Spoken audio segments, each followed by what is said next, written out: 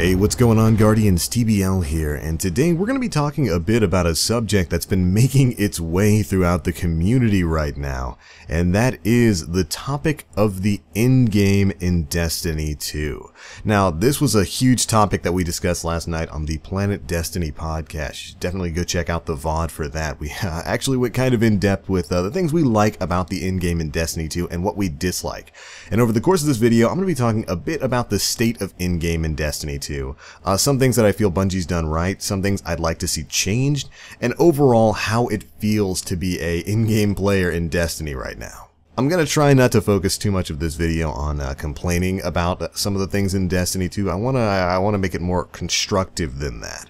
Because I do feel like there is value, there is a potential there for a fantastic experience with Destiny 2, and it might just be missing the mark in a few areas that we'll be bringing up over the course of this video. So let's go ahead and dive on in.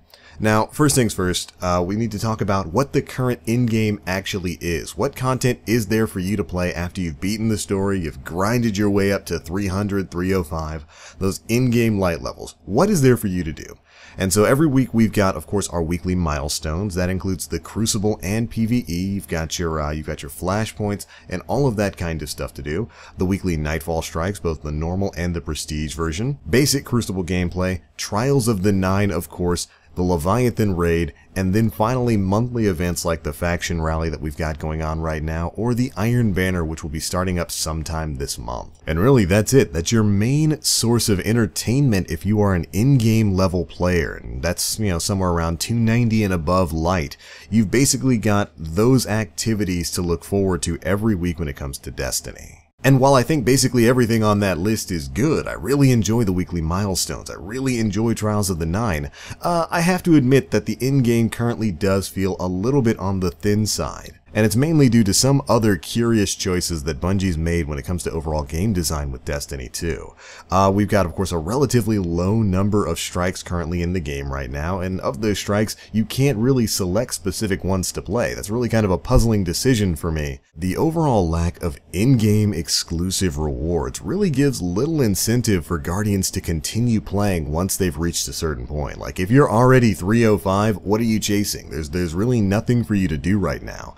Now, of course, to be fair, we're still within the first month of release for Destiny 2, and I'm pretty sure we're going to have some content down the pipeline coming up real soon.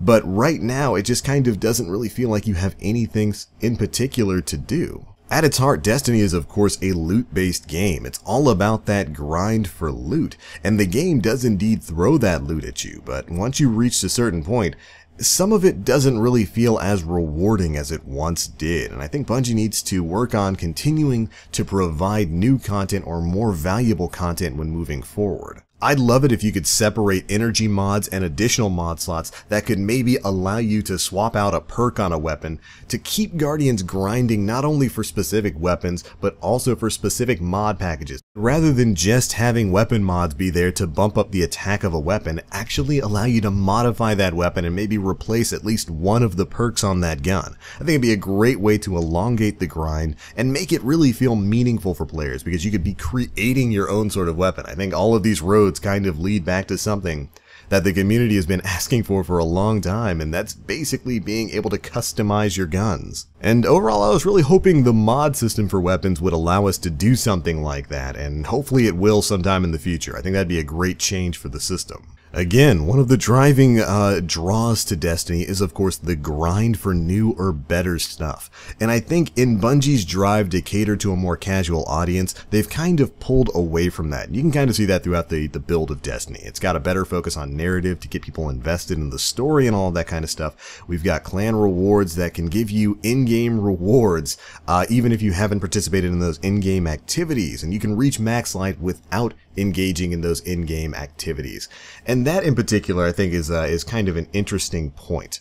I'm not completely opposed to getting to in-game light levels without running activities like the raid or Trials of the Nine, but I am definitely worried about there being nothing really exclusive in Destiny 2. And especially when you compare it to some of the rewards that we were getting in Destiny 1, it just kind of makes you think, well, hopefully some of that stuff is going to be coming down the road. So, what to do about all of this stuff? Well, like I said before, I'd love it if the weapon mod system were kind of overhauled so that we actually had something to chase and that they were actually worthwhile in conjunction with our guns. If we could change perks on our weapons, that would be almost mind-blowing in and of itself. I also think the gunsmith could use a change or two. I like the way Banshee's handled now, but I do wish he had some missions or bounties tied to him that could maybe result in granting you some specific mods. Like kinetic counterbalance mods are notoriously difficult to get right now. If you could complete a quest or something for him that would get you a set supply of them a week, I think that'd be cool. To keep Guardians going back to Banshee, other than just to, pump him full of gunsmith materials, trying to get their Antiope submachine gun, because that thing absolutely slaps. I think one of the biggest missed opportunities in Destiny is the lack of strike-specific loot. That blows my mind that that's not a thing. I mean, I know there's only a few strikes in the game right now, and I'm sure we can expect more to come in the future with later expansions and whatnot, but the fact that there's no strike-specific gear when that was such a universally praised thing from Destiny 1 is mind-blowing to me. So I would love to see strike-specific weapons, strike-specific gear sets to incentivize people to continue going back into the strike playlist, because right now that playlist feels barren.